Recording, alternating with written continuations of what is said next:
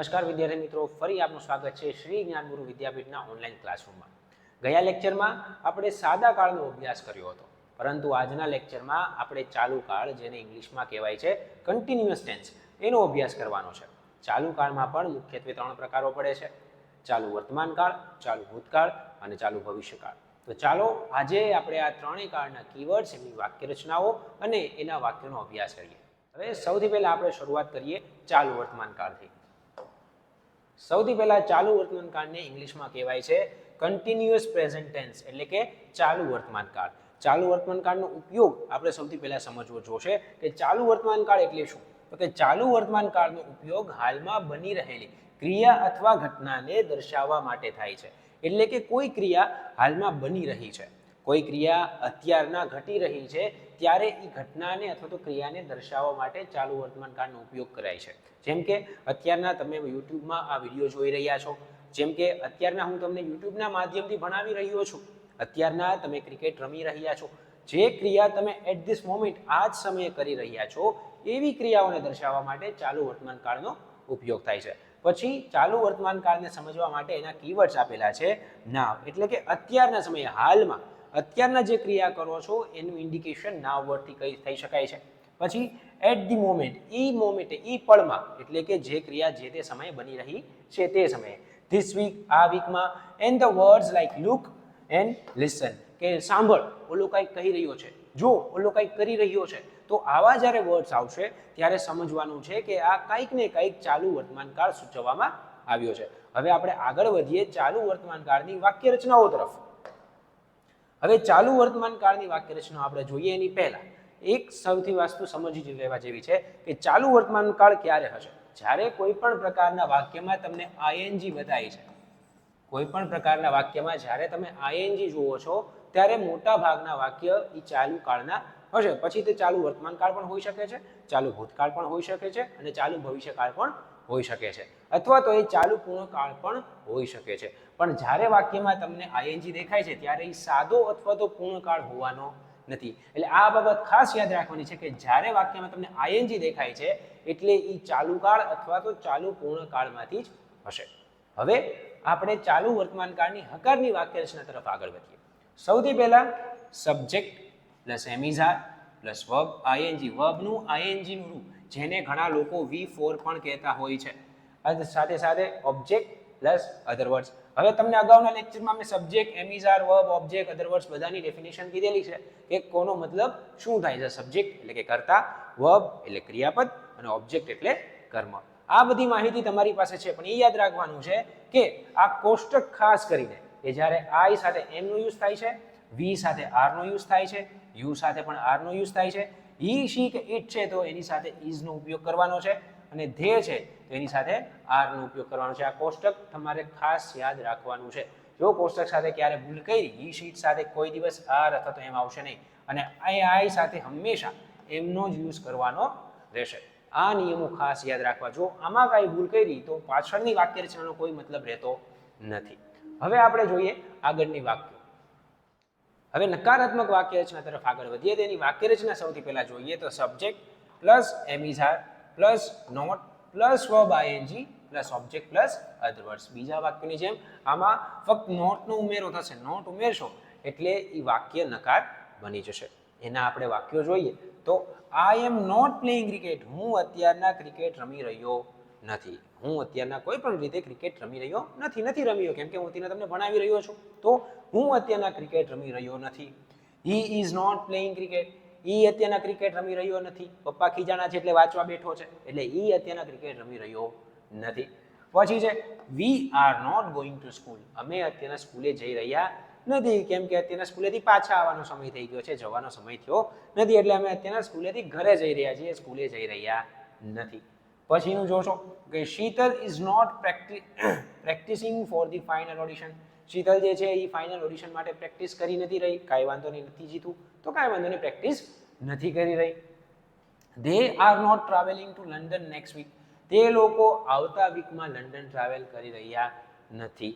તો આ બધી એવી ક્રિયા છે કે જે અત્યારના વર્તમાનમાં બતાવવામાં આવી છે કે એ કોઈ ક્રિયા વર્તમાનમાં શરૂ છે એનું ઇન્ડિકેશન ચાલુ વર્તમાન કાળ દ્વારા આપણે દર્શાવતા હોઈએ છીએ. We are not going to the party tomorrow, અમે આવતીકાલે પાર્ટીમાં જઈ રહ્યા નહીં હોય.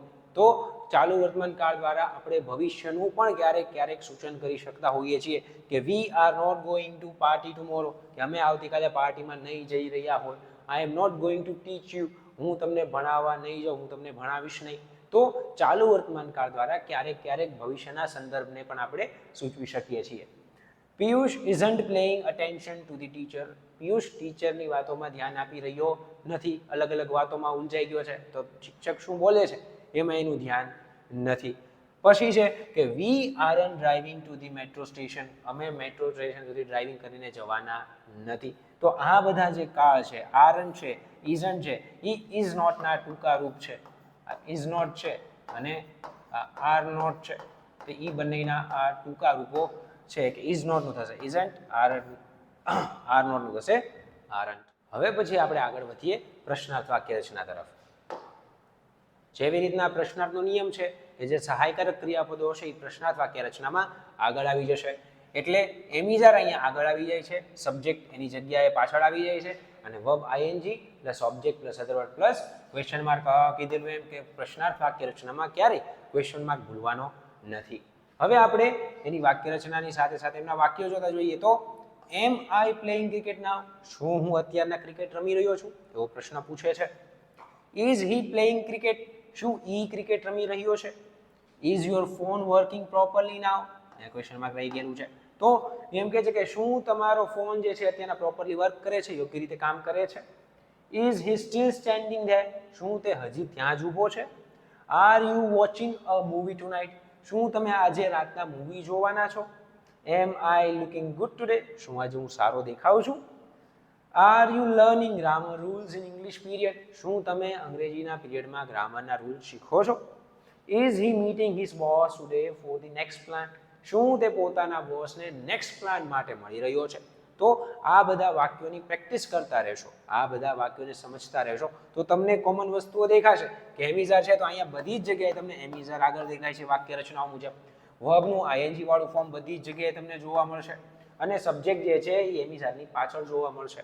તો કાળ શીખવા એટલા અઘરા નથી, જસ્ટ તમારે એક વાક્ય રચનાને ફોલો કરવી પડે છે, એના આધારે તમે બીજી બધી વાક્ય રચનાઓને શીખી શકો છો. તો હવે આપણે ચાલુ ભૂતકાળની વાક્ય રચનાઓ તરફ આગળ વધીએ. ચાલુ ભૂતકાળ કે જેને ઇંગ્લિશમાં કહેવાય છે કન્ટિન્યુઅસ પાસ્ટ ટેન્સ. સૌથી પહેલાં આપણે ચાલુ ભૂતકાળનો ઉપયોગ સમજીએ. ચાલુ ભૂતકાળનો ઉપયોગ ભૂતકાળમાં કોઈ ચોક્કસ સમયે, એટલે કે ભૂતકાળમાં કોઈ એક ચોક્કસ સમય છે ત્યાં કોઈ એક ઘટના કે ક્રિયા બની રહી હતી એવી કોઈ પણ ઘટના કે ક્રિયાને દર્શાવવા માટે ચાલુ ભૂતકાળનો ઉપયોગ કરી શકાય છે. જેમ કે ભૂતકાળમાં એક સમયે તમે બપોરના 12 વાગે શાળાએ ભણી રહ્યા હતા, સવારના 7 વાગે તમે નાસ્તો કરી રહ્યા હતા. એવી ક્રિયાઓ કે જે ભૂતકાળમાં કોઈ એક ચોક્કસ સમયે એ ક્રિયા શરૂ હતી, અને એ ક્રિયાને જ્યારે તમારે દર્શાવી છે ત્યારે તમારે ચાલુ ભૂતકાળનો ઉપયોગ કરવાનો હોય છે. હવે આપણે એના કીવર્ડ્સ જોઈએ.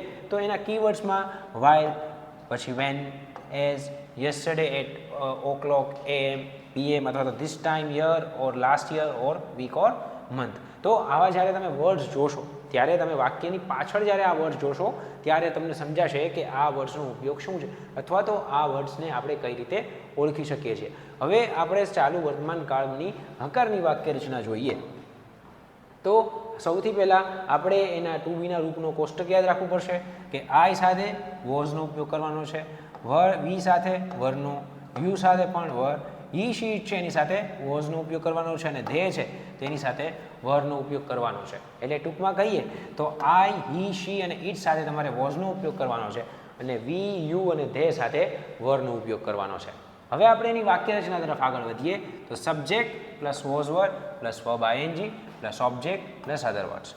હવે જો તમે જે ચાલુ વર્તમાન કાળની વાક્ય રચના આવડતી હશે તો તમે એમાં જોશો કે અહીંયા વોઝ વર્ડ છે ત્યાં એમિઝાર હશે, ત્યાં શું હતું એમિઝાર, અને જ્યાં વોઝ વર્ડ હતું હવે એની જગ્યાએ એમિઝાર હતું ચાલુ વર્તમાન કાળમાં. ચાલુ ભૂતકાળ કરીએ છીએ તો એમિઝારનું થઈ જાય છે વોઝ વર્ડ. એટલે તમને જો ચાલુ વર્તમાન કાળ આવડતું હશે તો એના આધારે તમને ચાલુ ભૂતકાળની વાક્ય રચનાઓ આવડી જશે.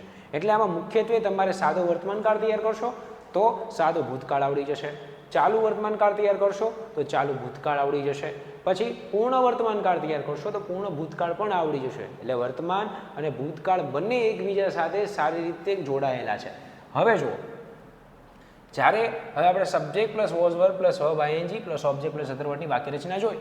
હવે આપણે એના વાક્યો જોઈએ તો I was playing cricket yesterday at 5 PM. હું ગઈકાલે 5 વાગ્યે ક્રિકેટ રમી રહ્યો હતો. આ ક્રિયા ભૂતકાળમાં એ સમયે શરૂ હતી એવું આ વાક્ય દ્વારા દર્શાવવામાં આવ્યું છે.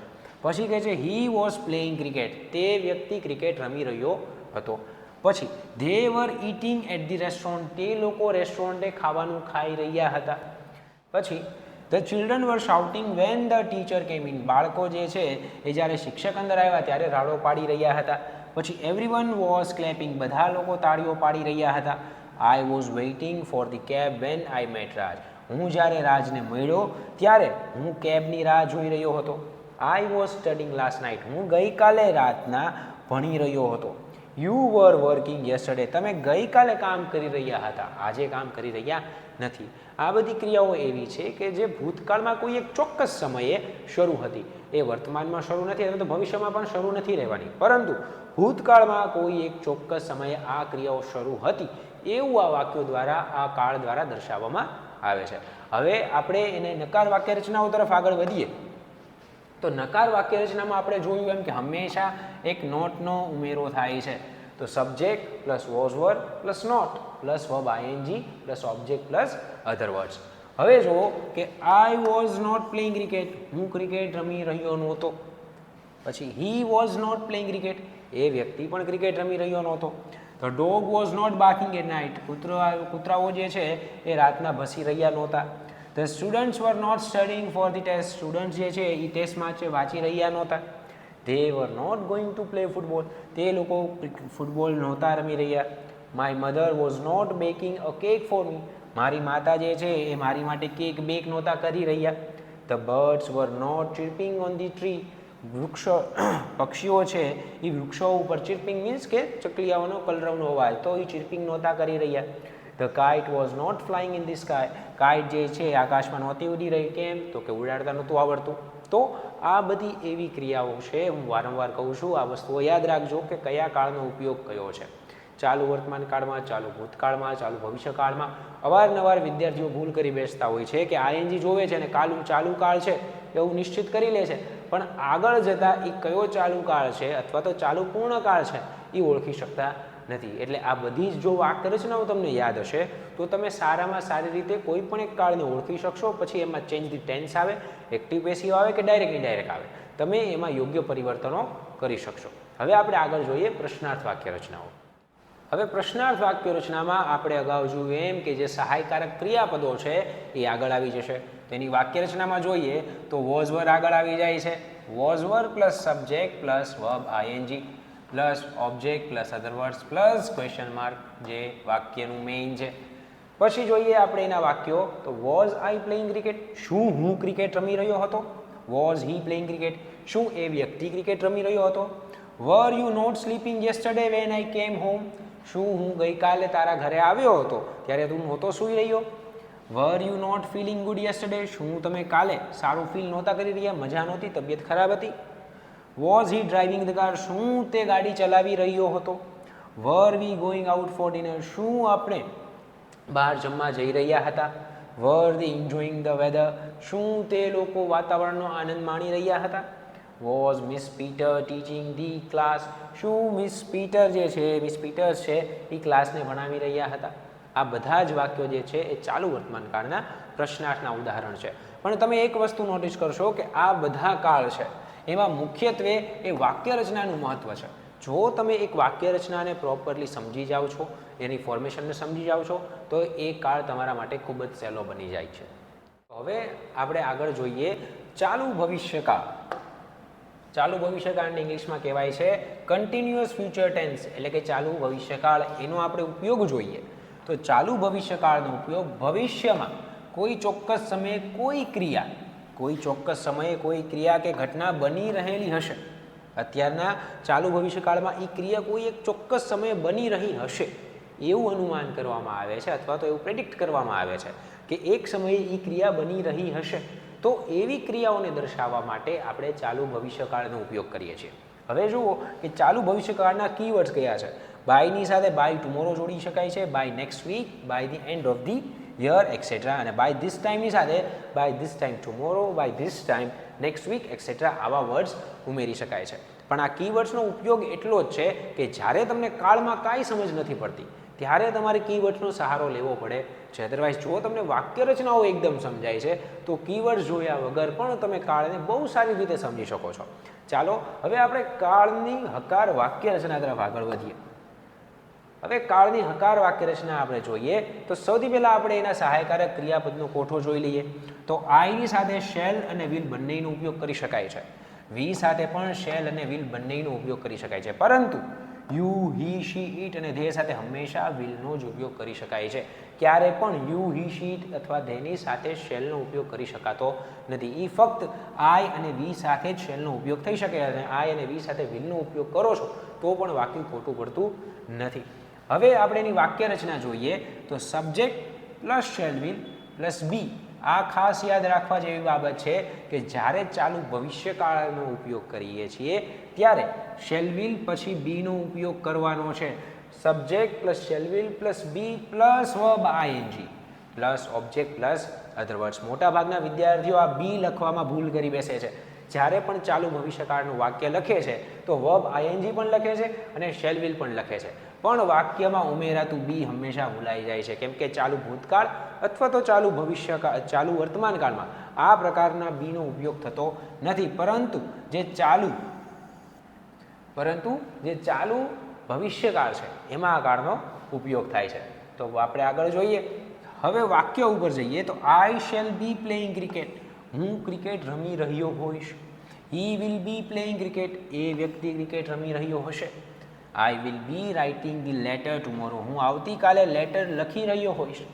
આઈ will be helping my mother to make breakfast. હું મારી માતાને બ્રેકફાસ્ટ બનાવવામાં મદદ કરી રહ્યો હોઈશ. Sheldon will be eating the cake later. Sheldon પછી કેક ખાઈ રહ્યો હશે. Penny will be running the marathon tomorrow. Penny જે છે એ આવતીકાલે મેરાથોન દોડી રહી હશે. She will be taking her dog for a walk. તે પોતાના ડોગને વોક માટે લઈ જઈ રહી હશે. My mother won't be working tomorrow. મારી માતા આવતીકાલે કામ કરી રહી નહીં હોય. તો આ બધા વાક્યો જે છે એ ચાલુ ભવિષ્યકાળના હકારના વાક્યો છે. હવે આપણે જોઈએ ચાલુ ભવિષ્યકાળના નકારના વાક્યો. અગાઉ કીધેલું છે એમ કે નકારની વાક્ય રચનામાં નોટનો ઉમેરો થશે, પરંતુ ચાલુ ભવિષ્યકાળમાં નોટ ક્યાં ઉમેરવાનું છે એ ખૂબ યાદ રાખવા જેવી બાબત છે. તે ચાલુ ભવિષ્યકાળમાં subject plus shall will plus not લખવાનું છે ને પછી બીનો ઉપયોગ કરવાનો છે. આ નોટની જગ્યા આગળ કે પાછળ થઈ જવી જોઈએ નહીં. હંમેશા યાદ રાખવાનું subject plus shall will plus not પછી બીનો ઉપયોગ કરવાનો છે. Plus verb ING plus object plus other words. એના આપણે ઉદાહરણો જોઈએ તો I shall not be playing cricket. અહીંયા બીની જગ્યા જે છે અથવા નોટની જગ્યા આગળ પાછળ થઈ જવી જોઈએ નહીં. આઈ શેલ બી નોટ એવું થઈ જવું જોઈએ નહીં. એટલે I shall not be playing cricket. He will not be playing cricket. આ પોઝિશન હંમેશા યાદ રાખવાની છે કે સૌથી પહેલાં નોટ આવશે અને ત્યારબાદ જ બીનો ઉપયોગ કરવાનો છે. Aryan will not be going to school this time. Aryan જે છે એ શાળાએ જઈ રહ્યો નહીં હોય આ સમય વચ્ચે. રાહુલ વોન્ટ બી સ્વિમિંગ ટુ નાઇટ. રાહુલ જે છે આજે રાત્રે સ્વિમિંગ કરી રહ્યો નહીં હોય. આ વોન્ટ જે છે એ વિલ નોટનું ટૂંકું રૂપ છે. આ વોન્ટ જે છે એ વિલ નોટનું ટૂંકું રૂપ છે. You won't be driving much this Sunday. તમે આ રવિવારે વધારે ડ્રાઇવિંગ કરી રહ્યા નહીં હો. Mayur won't be taking with him. Mayur બધા છે એની સાથે વાત કરી રહ્યો નહીં હોય. Mayur won't be talking with him. My mother won't be feeding my dogs anymore. મારી માતા મારા જે કૂતરાઓ છે એને હવે ખવડાવી રહ્યા નહીં હોય.